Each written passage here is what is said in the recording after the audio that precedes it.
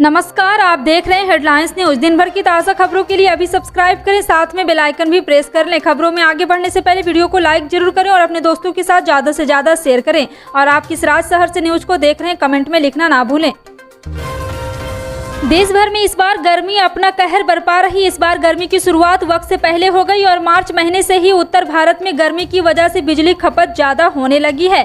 और एक बार फिर आपको बता दें कि बढ़ती गर्मी ने देश भर में बिजली की डिमांड को बढ़ने से काफी बढ़ा दिया है। वहीं अगर केंद्र सरकार की जारी आंकड़ों की बात करें तो इस साल कुल खपत में 20% से ज्यादा की बढ़ोतरी हुई है। लेकिन बढ़ती डिमांड के बीच घरेलू कोयले की आपूर्ति के बाद भी उत्पादन में कोई खास वृद्धि नहीं हुई है। इसको देखते हुए केंद्र सरकार ने इलेक्ट्रिसिटी एक्ट का सेक्शन 11 लागू कर दिया है। केंद्र सरकार ने बिजली बनाने वाली कंपनियों के लिए ये नियम 31 अक्टूबर तक के लिए लागू किए हैं, जिसके अंतर्गत कई नियम शामिल है। रूस सरकार द्वारा संचालित एरोफ्लोट शुक्रवार से रूस और भारत के बीच उड़ानें फिर से शुरू कर दी गई है। एरोफ्लोट कंपनी ने 8 मार्च को अपने निर्धारित अंतर्राष्ट्रीय उड़ान संचालन को निलंबित कर दिया था, क्योंकि विमान पट्टेदार अमेरिका, ब्रिटेन और यूरोप जैसे पश्चिमी देशों से बाहर थे। और उन्होंने रूस के 24 फरवरी को यूक्रेन के खिलाफ युद्ध शुरू करने के बाद अपने विमानों को वापस बुला लिया था। विमान कंपनी ने गुरुवार को एक बयान में कहा, 6 मई 2022 से एरोफ्लोट दिल्ली से मॉस्को के लिए हर सोमवार और शुक्रवार को अपना एयरबस 333 विमान उड़ाएगा, जिसमें 3 श्रेणी में कुल 293 यात्री बैठेंगे। व्यवसाय, प्रीमियम, इकोनॉमी और इकोनॉमी वर्ग होंगे। पीएम किसान सम्मान निधि से जुड़े लोगों का इंतजार अब जल्दी खत्म होने जा रहा है, क्योंकि केंद्र सरकार अब खाते में 2000 रुपये की 11वीं किस्त ट्रांसफर करने जा रही है। किस्त के पैसों को लेकर लोगों में काफी उत्साह देखने को मिल रहा है। सरकारी आंकड़ों के मुताबिक करीब 12 करोड़ से ज्यादा किसानों के खाते में इस किस्त का पैसा भेजा जाएगा। माना जा रहा है कि अगले सप्ताह पीएम किसान सम्मान निधि का पैसा ट्रांसफर कर दिया जाएगा। सरकार ने अभी आधिकारिक तौर पर तारीख का ऐलान तो नहीं किया है, लेकिन कुछ मीडिया रिपोर्ट में अगले सप्ताह की बात कही जा रही। इस योजना का फायदा अब आप लगातार लेना चाहते हैं, केवाईसी प्रक्रिया को जल्द से जल्द करवा लें, जिससे कोई दिक्कत उठानी ना पड़े। रेलवे में गैर तकनीकी पदों पर भर्ती के लिए 9 और 10 मई को परीक्षा होगी। इसके लिए भोपाल समेत अन्य शहरों में परीक्षा केंद्र बनाए गए। रेलवे ने इस परीक्षा में शामिल होने वाले अभ्यर्थियों की सुविधा के लिए 2 विशेष ट्रेनों को चलाने का निर्णय लिया है। ये ट्रेनें मध्य प्रदेश, महाराष्ट्र, गुजरात के कुछ स्टेशनों पर ठहराव लेकर चलेगी और भोपाल स्टेशन से होकर गुजरेगी। ट्रेन 02190 जबलपुर नांदेड़ एक्सप्रेस 7 मई को यानी शनिवार को जबलपुर स्टेशन से रात 11 बजे चलकर अगले दिन कटनी, मुड़ावरा, दमोह, सागर, बीना और अन्य जगहों पर पहुंचेगी। केंद्रीय बैंक समय समय पर ग्राहकों के हित की रक्षा करने के लिए नई तरह की पॉलिसी और गाइडलाइन लेकर आता रहता है। हाल ही में आरबीआई ने क्रेडिट कार्ड धारकों को लाभ के लिए नए तरीके और कई तरह के फैसले लिए हैं। आरबीआई ने क्रेडिट कार्ड की इशू करने वाले और बिलिंग साइकिल को लेकर नई गाइडलाइन जारी की है। इससे ग्राहकों को काफी लाभ मिलेगा। बता दें कि आरबीआई ने बताया कि क्रेडिट कार्ड धारकों को 1 जुलाई से कई नई सुविधा का लाभ मिलेगा। इसमें बिलिंग साइकिल भी शामिल है। अब आपके मन में ये सवाल उठ रहा होगा, ये बिलिंग साइकिल क्या होता है, तो हमने ये क्या बदलाव किया है। जी हां, आपको बता दें कि एक बार फिर से आरबीआई ने बड़ा फैसला लिया है।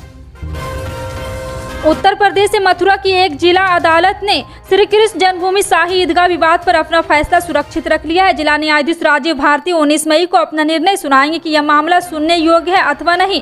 उच्चतम न्यायालय के अधिवक्ता रंजन अग्निहोत्री सहित 6 अन्य कृष्णा भोक्त ने विराजमान ठाकुर को वादुर को और यहाँ बनाते हुए कहा है कि मथुरा के सिविल जज की अदालत में सितंबर 2020 में यह दावा किया गया था कि वर्ष 1969 में श्री कृष्ण जन्मस्थान सेवा समिति एवं शाही ईदगाह इंतजामियात कमेटी के बीच जो समझौता हुआ वो पूरी तरह से अवैध था। महाराष्ट्र के गृह मंत्री दिलीप वळसे पाटिल ने शुक्रवार को मुंबई में कहा है कि केंद्र सरकार को लाउडस्पीकर के इस्तेमाल पर एक नीति पेश करनी चाहिए। इसके साथ ही उन्होंने मस्जिदों में लाउडस्पीकर के इस्तेमाल पर उठे विवाद के बीच शांति बनाए रखने में राज्य सरकार का सहयोग करने के लिए हिंदू और मुस्लिम दोनों समुदाय को धन्यवाद भी कहा। बता दें कि महाराष्ट्र नवनिर्माण सेना के प्रमुख राज ठाकरे ने पिछले महीने राज्य मस्जिदों से लाउडस्पीकर हटाए जाने की मांग की थी। उन्होंने अपने पार्टी कार्यकर्ता से कहा था, अगर ऐसा नहीं होता है तो वह और तेज आवाज में हनुमान चालीसा बजाएं। पश्चिम बंगाल में ममता सरकार ने मुस्लिम कर्मचारियों पर मेहरबानी दिखाते हुए ईद पर तोहफे के निर्देश जारी किए थे। पश्चिम बंगाल पर्यटन विकास निगम लिमिटेड ने इसको लेकर एक सर्कुलर भी जारी किया था। पश्चिम बंगाल पर्यटन विकास निगम लिमिटेड ने सर्कुलर जारी कर ईद पर तोहफे का निर्देश दिए थे, जिसमें हर टूरिस्ट डेवलपमेंट ऑफिसर और टूरिस्ट सुपरवाइजर को ईद उल फितर से पहले 48 रुपये देने के लिए कहा गया था। इस निर्देश में साफ लिखा था केवल मुस्लिम कर्मचारियों को ही ये तोहफे दिए जाए। यह तोहफे ईद उल फितर से पहले उन्हें पहुंचा दिए जाने का भी निर्देश दिया गया था। झारखंड के मुख्यमंत्री हेमंत सोरेन पर सीएम रहते हुए खनन पट्टा लेने के आरोप में दायर जनहित याचिका पर झारखंड हाई कोर्ट में stand over of division bench के कारण सुनवाई नहीं हो सकी। हाई कोर्ट के मुख्य न्यायाधीश डॉक्टर रवि रंजन और न्यायाधीश सुजीत नारायण प्रसाद की अदालत ने नहीं बैठने के कारण सुनवाई नहीं हो सकी। पूर्व में हाई कोर्ट में सुनवाई के दौरान अदालत में खनन पट्टा अपने नाम लेने के मामले में झारखंड के मुख्यमंत्री और खनन विभाग के मंत्री हेमंत सोरेन को नोटिस जारी कर जवाब मांगा गया है।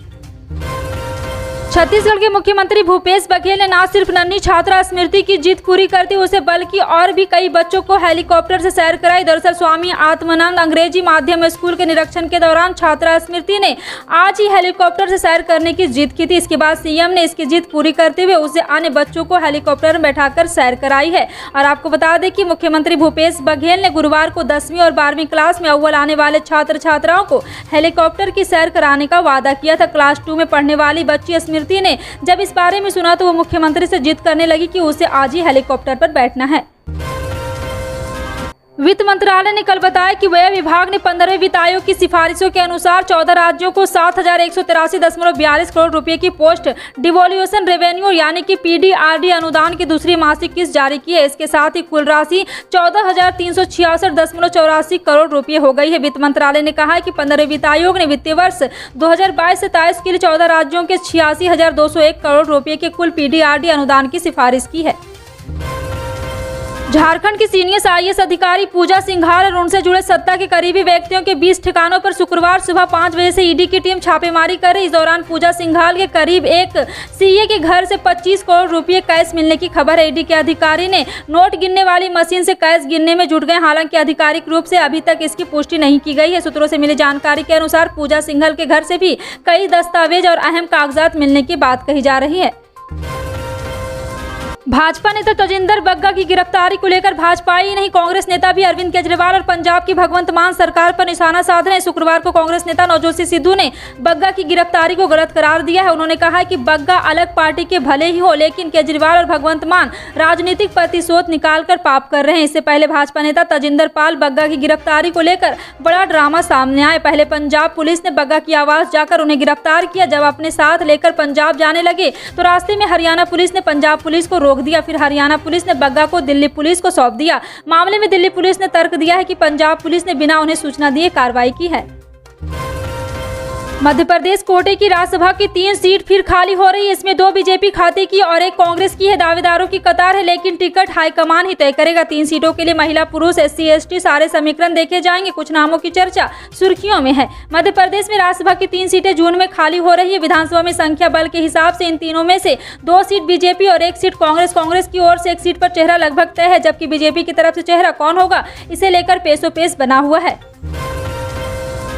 महंगाई के मोर्चे पर आम लोगों के लिए आज भी राहत भरी खबर है। सरकारी तेल कंपनियों ने शुक्रवार 6 मई के लिए पेट्रोल डीजल दाम जारी कर दिए हैं। तेल कंपनियों ने लगातार 30वें दिन आम लोगों को राहत देते हुए पेट्रोल और डीजल के दाम में कोई बढ़ोतरी नहीं की। इससे पहले तेल कंपनियों ने 6 अप्रैल को पेट्रोल डीजल की कीमत में 80 पैसे प्रति लीटर की बढ़ोतरी की गई। दरअसल 22 मार्च से पेट्रोल डीजल के दाम में शुरू हुई बढ़ोतरी इसकी कीमतों में 14 बार वृद्धि करने के बाद बंद हुई। पिछली 14 बार की बढ़ोतरी में पेट्रोल डीजल 10 रुपये महंगे हो चुके हैं।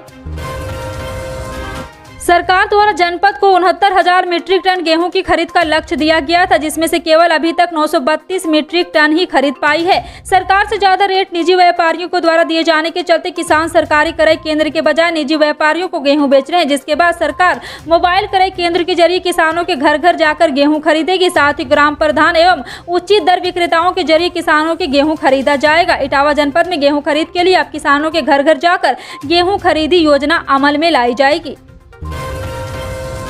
केंद्रीय गृह मंत्री अमित शाह के दौरे से कुछ घंटे पहले कोलकाता में बीजेपी कार्यकर्ता की मौत पर राजनीति गर्मा गई। अमित शाह ने इस मामले की सीबीआई जांच की मांग की है और बंगाल सरकार से रिपोर्ट मांगी है। दरअसल बीजेपी युवा मोर्चा के कार्यकर्ता अर्जुन चौरसिया का शव शुक्रवार सुबह उनके घर के पास संदेहास्पद परिस्थिति में फंदे पर लटका मिला।